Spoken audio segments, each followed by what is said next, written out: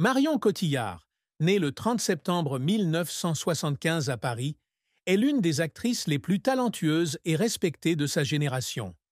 Avec son regard profond, son sourire doux et mystérieux et ses talents d'actrice polyvalents, elle a captivé le public et la critique du monde entier. Fille de Jean-Claude Cotillard, acteur, metteur en scène et dramaturge, et de Nizema Teyo, comédienne et professeure d'art dramatique, Marion a grandi dans une famille imprégnée d'art. Elle a grandi à Orléans, une ville tranquille où les soirées étaient remplies de rires, des pièces de son père et de films classiques comme Greta Garbo et Charlie Chaplin que sa famille regardait ensemble. Dès son plus jeune âge, Marion aimait se déguiser, se mettre devant le miroir et rejouer ses scènes de films préférés, rêvant de monter un jour sur scène. À 15 ans, Marion s'inscrit au Conservatoire d'art dramatique d'Orléans, où elle perfectionne ses talents d'actrice et apprend à utiliser l'émotion pour raconter des histoires. Diplômée en 1994, elle s'installe à Paris pour poursuivre une carrière d'actrice professionnelle malgré des difficultés financières et une concurrence féroce dans le milieu. Elle débute par de petits rôles au théâtre et à la télévision, mais c'est son rôle dans le film Taxi, 1998, qui l'a fait connaître du public français.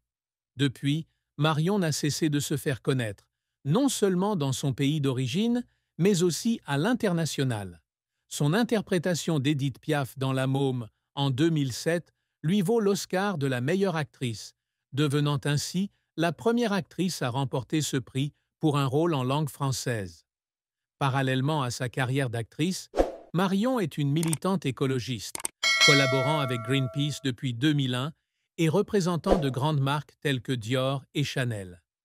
Vivant avec son compagnon, l'acteur et réalisateur Guillaume Canet, et leurs deux enfants, Marcel et Louise, Marion incarne l'équilibre entre une brillante carrière, l'amour de sa famille et une passion pour les valeurs. Marion Cotillard est plus qu'une simple actrice, elle est une figure emblématique de la vie. C'est une artiste qui vit sa vie par passion, une femme qui cherche à transcender ses limites et celles du monde qui l'entoure. Sa vie est un voyage inspirant, mais aussi empreint d'une profonde tristesse, de défis difficiles et de secrets qu'elle garde précieusement. Le parcours de Marion est l'histoire d'une femme qui a osé affronter sa douleur pour créer un héritage artistique et humaniste incroyable. La plus grande tristesse de Marion Cotillard, qu'elle a admis être une profonde blessure, fut le sentiment d'incompréhension et la pression de la célébrité qui ont suivi les Oscars de 2008. Après son rôle d'Édith Piaf dans La Môme, Marion est devenue le centre de l'attention mondiale, mais avec elle sont venues des controverses et des critiques qui l'ont profondément blessée. L'un des moments les plus déchirants a eu lieu peu après sa victoire aux Oscars, lorsqu'une vieille interview de 2007 a été révélée. Dans celle-ci, Marion exprimait involontairement son opinion personnelle sur les attentats du 11 septembre, remettant en question l'effondrement des deux tours. Ces propos, bien que tenus en privé et sans intention d'offenser, furent déformés par les médias américains, la transformant en cible d'attaque. Ils la traitèrent d'ingrate, de pure française ignorante, ce qui laissa Marion dans un état de douleur et d'impuissance. Marion confia un jour qu'elle n'était jamais préparée à ce que le monde la juge pour un instant d'inconsidération. Elle se sentit privée de la possibilité de s'expliquer, reléguée dans un coin sombre où les gens ne la voyaient qu'à travers le prisme de la critique.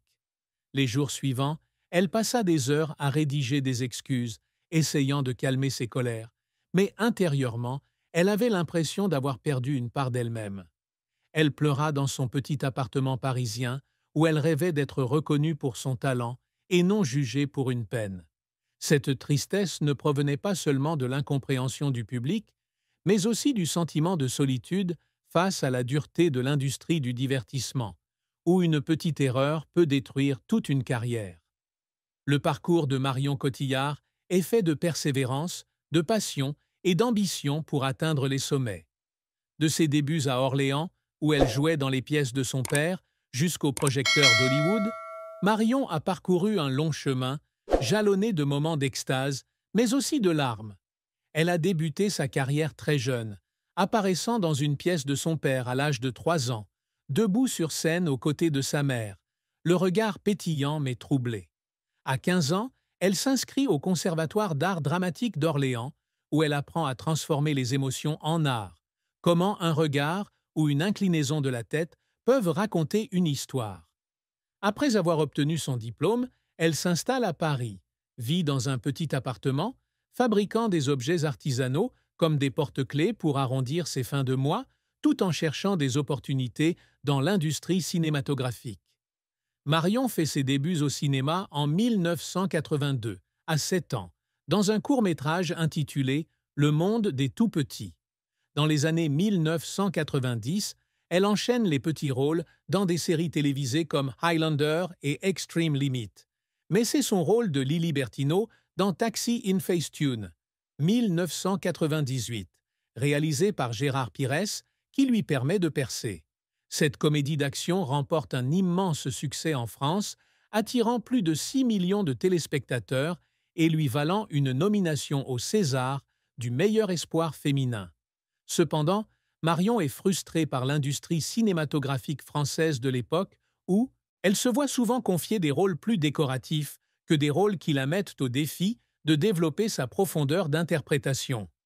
Déterminée à prouver son talent, elle accepte des rôles plus complexes, comme celui de Julie Bonzon dans le drame de guerre suisse. La guerre dans les Highlands, 1999, qui lui vaut le prix d'interprétation féminine au Festival d'Otran. En 2001, elle incarne les jumelles Marie et Lucie dans Les Belles Choses, ce qui lui vaut une nouvelle nomination au César et prouve sa capacité à incarner des personnages chargés d'émotions. Elle a percé en 2003 avec Aime-moi si tu oses, une comédie romantique noire réalisée par Yann Samuel, dans laquelle elle incarnait Sophie Kowalski aux côtés de Guillaume Canet. Le succès du film en France et sa popularité internationale ont ouvert la voie à des projets plus importants. La même année, Marion a fait ses débuts à Hollywood dans Big Fish de Tim Burton, où elle incarnait Joséphine, l'épouse française de William Bloom. Bien que le rôle soit mineur, travailler aux côtés d'acteurs tels qu'Ewan McGregor et Helena Bonham Carter lui a donné un aperçu du cinéma international. Elle a ensuite enchaîné les rôles dans des films français comme Un long dimanche de fiançailles en 2004, où son interprétation de Tina Lombardi lui a valu le César du meilleur second rôle féminin, une nomination après des années de lutte pour les premiers rôles. Mais c'est son rôle d'Édith Piaf dans La Môme, en 2007, qui l'a propulsée au rang de star mondiale. Le réalisateur Olivier Dahan l'a choisi pour son regard expressif, qui, selon lui, reflétait celui de Piaf. Marion s'est plongée dans le rôle, étudiant les manières et le chant de Piaf, livrant une performance qui lui a valu un Oscar, un César, un BAFTA et un Golden Globe, devenant ainsi la première actrice à remporter un Oscar pour un rôle dans une œuvre française.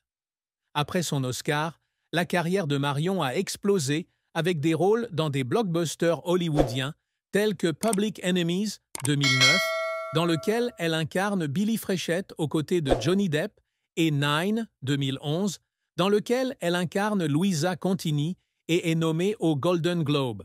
Elle a continué à alterner entre les films français et britanniques, incarnant Mal Cobb dans Inception 10-10, Minuit à Paris 10-11 et The Dark Knight Rises 10-12.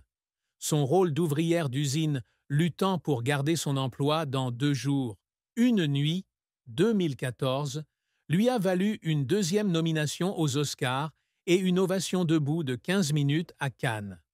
Malgré ses succès, Marion a également connu des revers.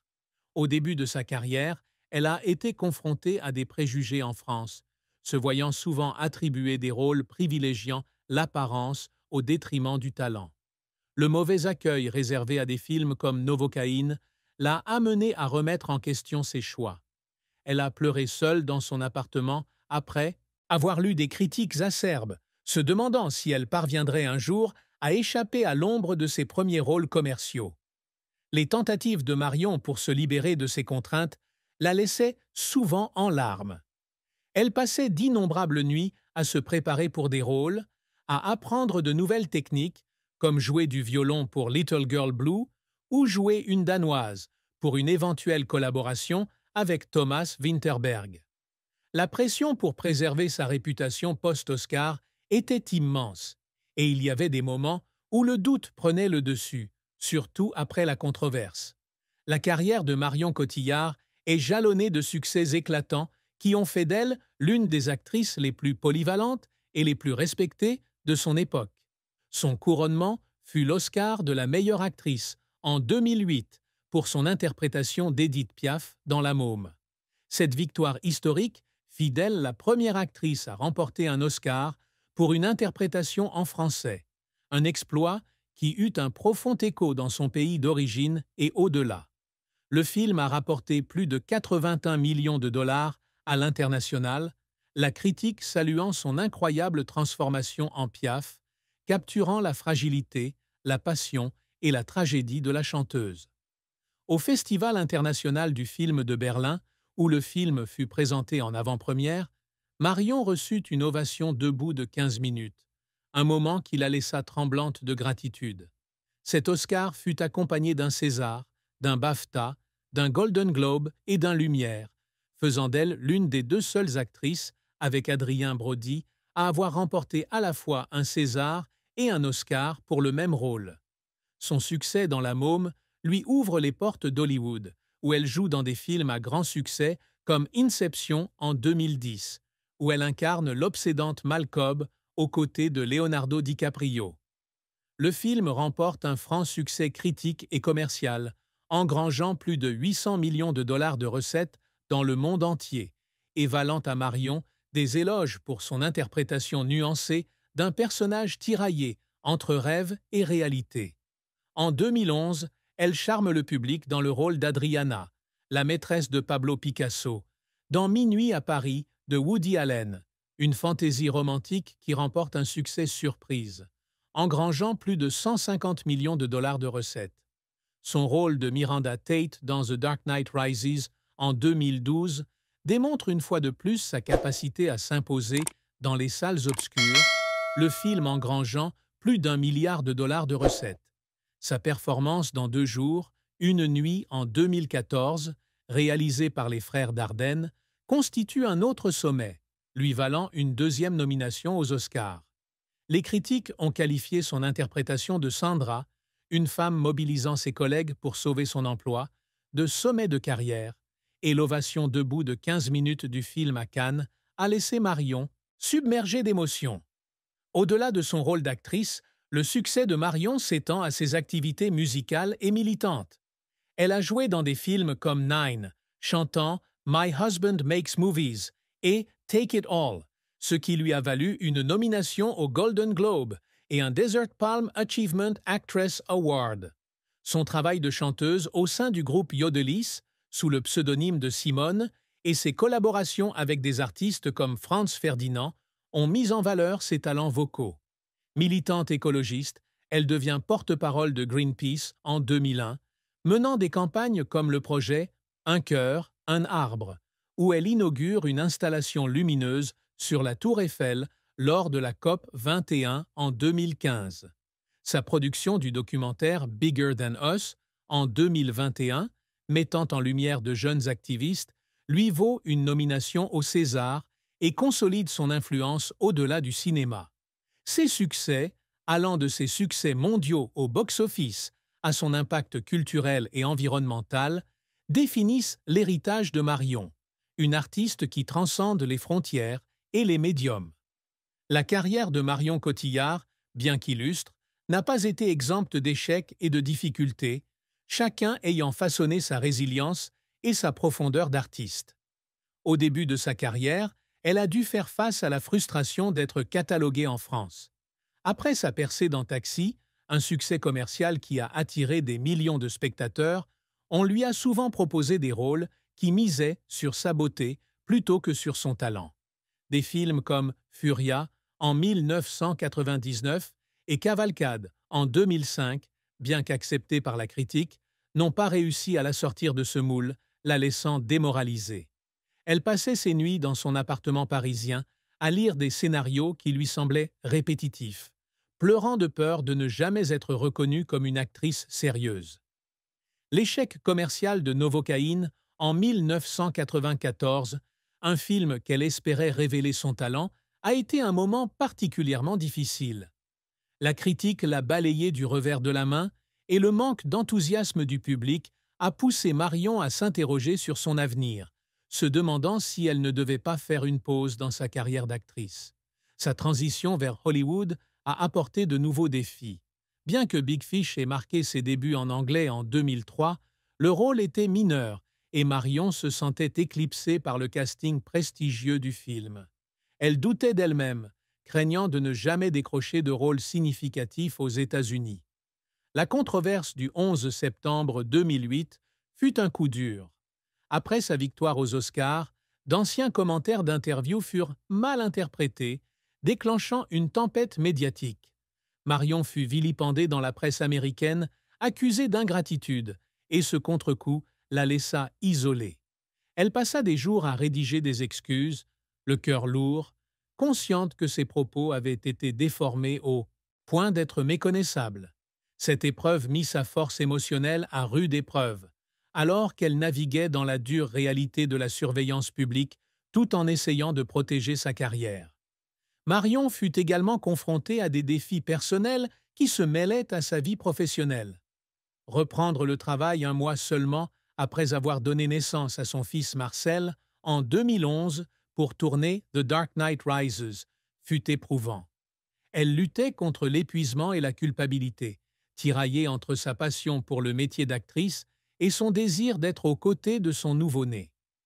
Le réalisateur Christopher Nolan la qualifiait de Superwoman pour son dévouement.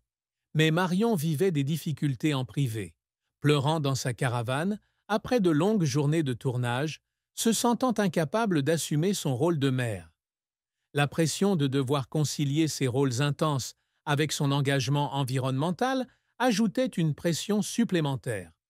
Son engagement auprès de Greenpeace, notamment lors de manifestations comme celle où elle s'est enchaînée à un arbre en 2013, a suscité les critiques de certains, estimant que son activisme contrastait avec son image glamour d'ambassadrice Dior et Chanel. Ces défis, bien que douloureux, ont forgé la détermination de Marion à se redéfinir, la poussant à accepter des rôles exigeant une transformation émotionnelle et physique, comme la Stéphanie Culte-de-Jatte dans De rouille et d'os ou la Lady Macbeth tourmentée dans Macbeth. Marion Cotillard a toujours aspiré à des réalisations qui reflètent son intégrité artistique et ses valeurs personnelles.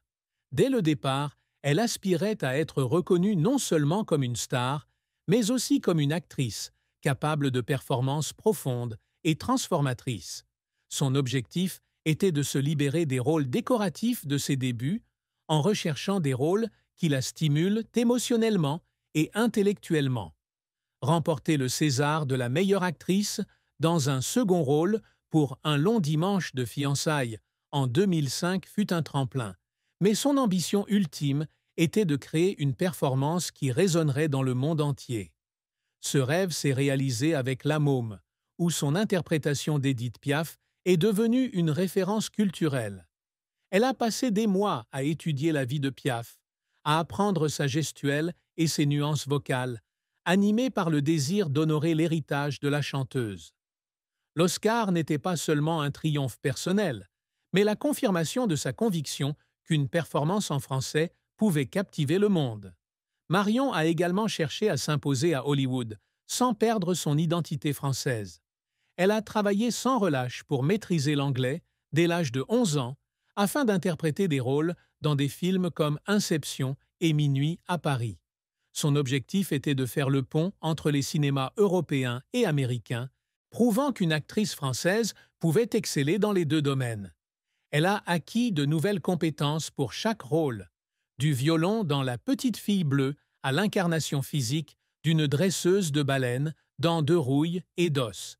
Ses efforts étaient motivés par son désir d'explorer des personnages divers, de la réfugiée dans L'immigrant à la chanteuse d'opéra dans Annette en 2021, qui lui a valu une nouvelle nomination au Golden Globe.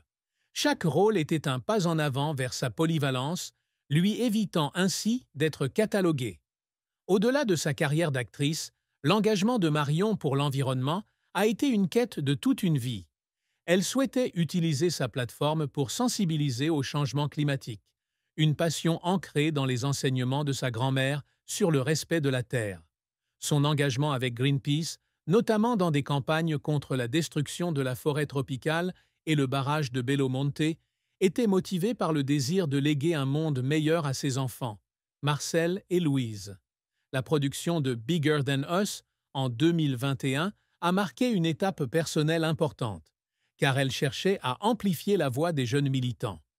Marion a également lancé sa société de production, Newtopia, en 2022, avec pour objectif de créer des contenus axés sur les questions environnementales et sociales. Son ambition était de fusionner son art avec son activisme, créant ainsi un héritage qui dépasse le cadre de l'écran. Ses réalisations, fruits d'années d'efforts et de sacrifices, reflètent la quête incessante de Marion pour l'authenticité, l'impact et un monde où art et activisme cohabitent. La vie amoureuse et conjugale de Marion Cotillard est un parcours haut en couleurs, où la joie se mêle à une profonde tristesse, à l'image des rôles complexes qu'elle a interprétés au cinéma. Depuis son plus jeune âge, Marion a un cœur sensible, aspirant toujours à un amour sincère, où elle pourrait être elle-même, loin de l'ombre de la célébrité. L'amour le plus important de sa vie a commencé en 2003, lorsqu'elle a rencontré Guillaume Canet sur le tournage du film « Aime-moi si tu oses ». Le rôle de Sophie Kowalski a non seulement marqué un tournant dans sa carrière, mais aussi le début d'une relation décisive. Guillaume, acteur et réalisateur talentueux, a conquis le cœur de Marion par son intelligence, son humour et l'harmonie de sa vision de l'art. Ils sont rapidement devenus des âmes sœurs, partageant de grands rêves et des moments simples, comme ces soirées passées ensemble, dans un petit appartement parisien, à discuter de scénarios et de la vie. Leur relation n'a été officiellement rendue publique qu'en 2007, lorsque Marion et Guillaume ont commencé à vivre ensemble. En 2011, ils ont accueilli leur premier enfant, Marcel, une étape importante qui a apporté à Marion un bonheur infini. Elle a un jour confié que « devenir mère avait été la chose la plus magique de sa vie, un sentiment qui surpassait de loin les récompenses et la célébrité. » En 2017, elle et Guillaume ont accueilli leur fille Louise, complétant ainsi le tableau familial dont Marion avait toujours rêvé. Bien que non officiellement mariés, ils sont considérés comme un couple stable dans le monde du spectacle français, une relation fondée sur le respect et un amour profond. Cependant, leur histoire d'amour n'a pas toujours été de tout repos. La pression de leur carrière, leurs emplois du temps chargés et la couverture médiatique les ont confrontés à de nombreux défis. En 2016, des rumeurs de liaison entre Marion et Brad Pitt pendant le tournage d'Allier ont provoqué une tempête médiatique, forçant Marion à nier publiquement et à défendre la vie privée de sa famille. Elle a un jour admis que ces rumeurs l'avaient profondément blessée, non seulement parce qu'elles étaient fausses, mais aussi parce qu'elles menaçaient sa paix et celle de Guillaume. La plus grande tristesse amoureuse de Marion est la culpabilité de devoir concilier carrière et maternité. Elle devait souvent quitter Marcel et Louise pour tourner à l'étranger, et dire au revoir à ses enfants la faisait toujours pleurer. Certains soirs, après une longue journée de tournage, elle restait assise à l'hôtel, à regarder des photos de famille avec le sentiment de manquer des moments précieux avec ses enfants. Mais Guillaume a toujours été son roc. Il comprenait les pressions du monde du spectacle et l'encourageait toujours à poursuivre sa passion. Leur amour, bien qu'imparfait, témoigne du pouvoir de la compréhension et du pardon. Marion a déclaré que Guillaume était la seule personne qui lui avait permis de se sentir aimée inconditionnellement, et que cet amour l'avait aidé à traverser les jours les plus sombres, des controverses médiatiques aux défis personnels. La famille de Marion Cotillard, dont son compagnon Guillaume Canet, ses enfants Marcel et Louise, ses parents et ses deux frères, l'ont toujours soutenue dans les moments les plus difficiles. Ils ont compris la tristesse que Marion a traversée, surtout après la controverse du 11 septembre et la pression de la célébrité. Guillaume, le plus proche de Marion, a confié un jour, lors d'une conversation privée, qu'il n'avait jamais vu Marion aussi blessée que lorsqu'elle avait été attaquée par les médias américains après sa victoire aux Oscars. Il la décrivait comme une personne sensible, toujours soucieuse de bien faire, et que le fait d'être incomprise l'avait plongée dans un profond doute. Guillaume raconte qu'à cette époque, Marion veillait souvent tard, écrivant dans son journal ou l'appelant d'une ville lointaine, la voix tremblante, alors qu'elle tentait d'expliquer qu'elle avait l'impression que le monde lui avait tourné le dos. Il était toujours là, à l'écoute, lui rappelant que sa valeur ne résidait pas dans les critiques, mais dans son talent et son cœur. Les parents de Marion, Jean-Claude Cotillard et Nizema Teyo, comprenaient également le chagrin de leur fille. Jean-Claude, acteur et réalisateur, connaissait les pressions du monde du spectacle. Il a un jour confié à un ami proche que cela lui avait brisé le cœur de voir Marion affronter la surveillance médiatique acharnée après le 11 septembre. Il se souvenait de Marion qui appelait chez elle, la voix étrange